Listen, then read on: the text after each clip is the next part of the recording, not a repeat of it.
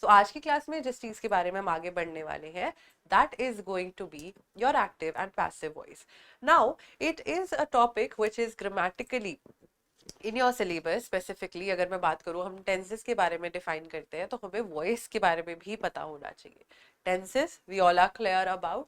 We talked about present, past and future tense, and इनके चार चार सब कैटेगरीज को हमने देखा था, जो कि सिंपल आ जाते हैं, कंटिन्यूस आ जाते हैं, perfect and perfect continuous. These are the four sub categories of each of the three tenses that we have covered in the previous lectures. ठीक है. Now coming to the point, like what do we mean by voice? तो जब भी हम English grammar की बात करते हैं, we usually see something that is being active voice is usually considered to be something which is grammatically correct. Passive voice थोड़ी सी grammatically informal या इनकरेक्ट साउंड करती है. एक्टिव वॉइस यूजुअली तब यूज की जाती है, it is basically the basic tenses, जो हम नॉर्मल टेंसेस में सेंटेंसेस लिख रहे हैं. जैसे राइट नाउ अगर मैं एक सेंटेंस आप लोगों के लिए यूज करके बताऊं कि Himani is teaching English, this is a basic sentence which is Himani is MR is telling us about the present tense. ठीक है. Teaching, so teach plus ing is giving us the quality of continuity, so present continuous tense है ये. ठीक है. So active voice में whatever you are going to be seeing, वो सारा का सारा active voice आपके tenses रहते हैं. On the other hand passive voice क्या होती है? पैसिव वॉइस में आप सब्जेक्ट और ऑब्जेक्ट की पोजीशंस को इंटरचेंज कर देते हो. ठीक है. So first of all understand that active voice जो है, what is it?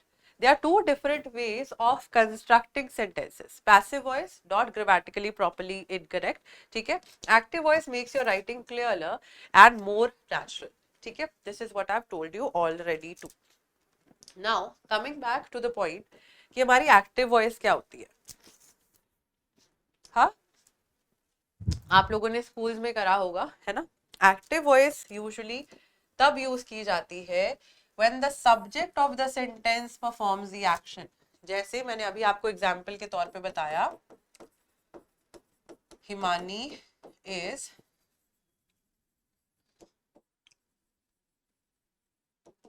Teaching English.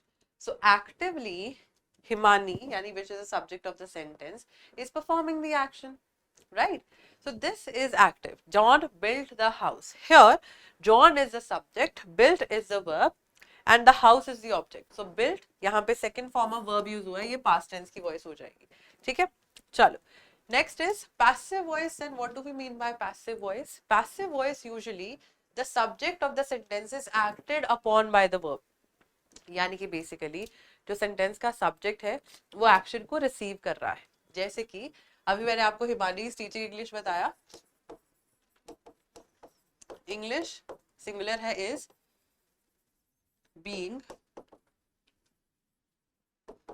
Taught by Himani. English is being taught by Himani. ठीक है. तो ये क्या हो जाता है आपका, this becomes your passive voice का पोर्शन. ठीक है. जहां पे हमने सब्जेक्ट ऑब्जेक्ट की पोजीशन को चेंज कर लिया. ध्यान से देखेंगे, पहले रूल्स को समझेंगे, only then will be able to move forward with the other things. उसी एग्जांपल को पिक करते हैं, या let's just say John built the house. मैंने आपको बोला था एक सेंटेंस के सब्जेक्ट और ऑब्जेक्ट की पोजीशन को इंटरचेंज करना है. पहले द हाउस आगे आया, सिंगुलर है, सेंटेंस में हमें वर्ब की सेकंड फॉर्म मिली हुई है. अभी अभी सिर्फ सुनो, will be moving tense wise. आज हम प्रेजेंट टेंस की वॉइस ही करेंगे. ठीक है. तो यहाँ पे ये पास्ट टेंस दिया हुआ है, the house was, third form लगती है हमेशा, built by John, full stop. Every time when we are talking about voice, जहाँ पे हम active से passive में जा रहे हैं, वहाँ पे always and always form of verb जो use होगा, that will always be verb की third form. पैसिव में आप हमेशा वर्ब की थर्ड फॉर्म लिखोगे. ये चीज आपको ध्यान रख लेनी है, सोच रख लेना है. Highlighters if you have put across अपने साथ में, हाइलाइटर से मार्क कर लो. कि ऑलवेज पैसिव में, नॉट एन एक्टिव, क्योंकि एक्टिव में आपके पास अलग अलग टेंसेस हो सकते हैं, पैसिव में आप हमेशा जो फॉर्म ऑफ वर्ब लगाओगे वो थर्ड फॉर्म ऑफ वर्ब रहेगी। तो आपकी टेंशन खत्म कि अब जैसे टेंसेस में सोच के चल रहे थे कि कौन सी form of verb S E S लगेगा या नहीं लगेगा, वो टेंशन यहाँ पे ओवर हो जाएगी। Always third form of verb लगेगी जब आप एक एक्टिव टेंस को पैसिव में कंस्ट्रक्ट कर रहे हो, ठीक है। Second thing which is important is that जब आप चेंज करते हो, जैसे ऐसे हो सकता है I built the house, the house was built by me.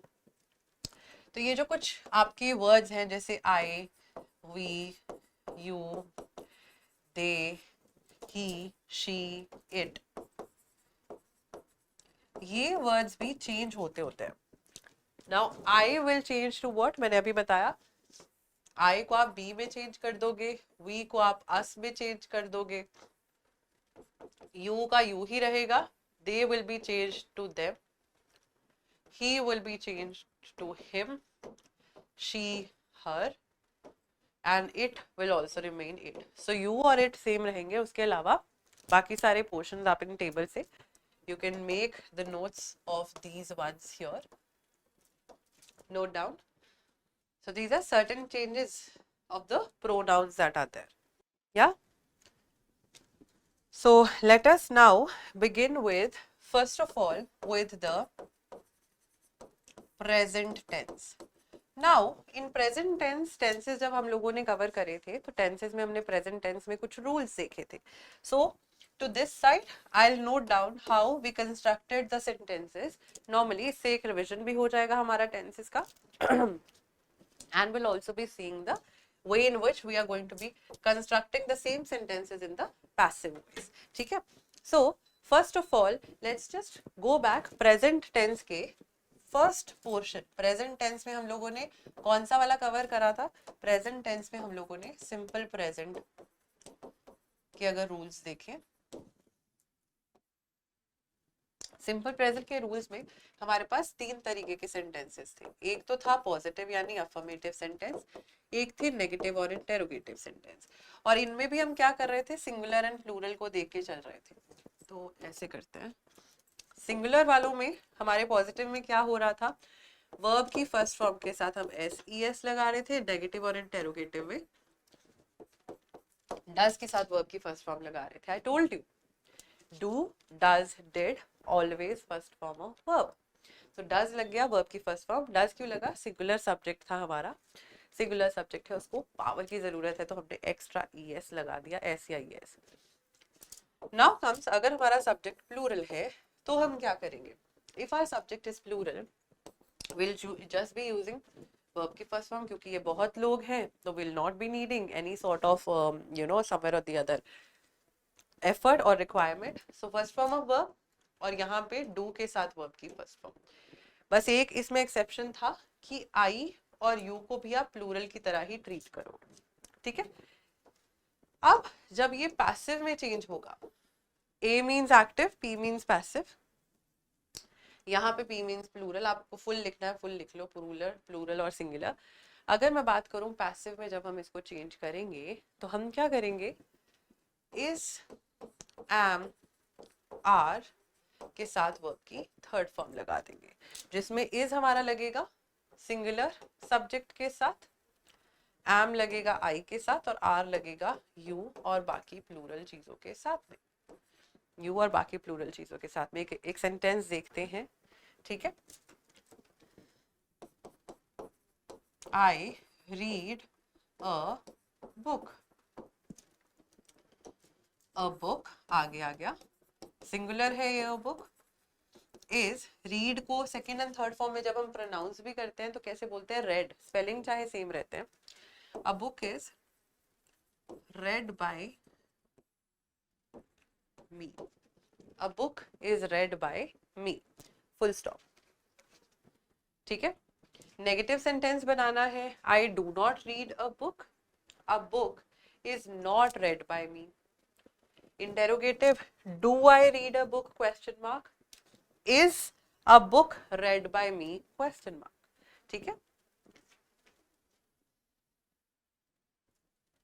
So I'll give you 5-7 sentences each for active passive voice of the simple present tense,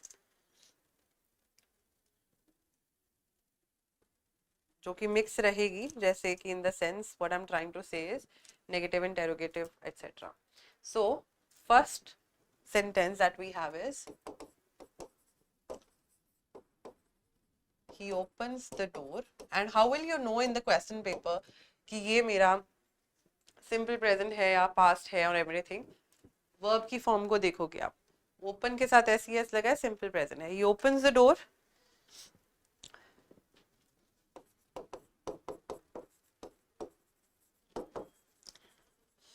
I do not draw a picture.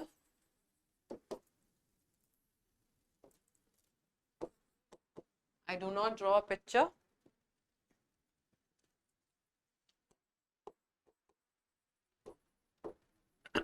Do you write the letter? Letters. Do you write the letters? Plural में लिख रही हूँ.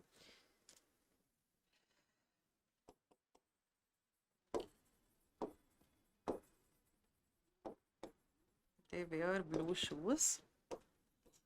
And the last one.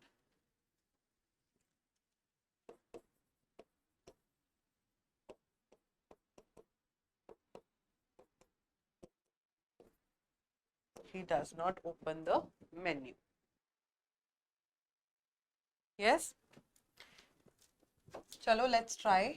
So he opens the door. The door आगे आ गया. Singular है. Is MR में से is लग गया. Third form of verb ही लगेगी क्योंकि active से passive में जा रहे हैं. By he का him बन जाएगा. I do not draw a picture. A picture singular है again. Is negative है तो not. Draw, drew, drawn.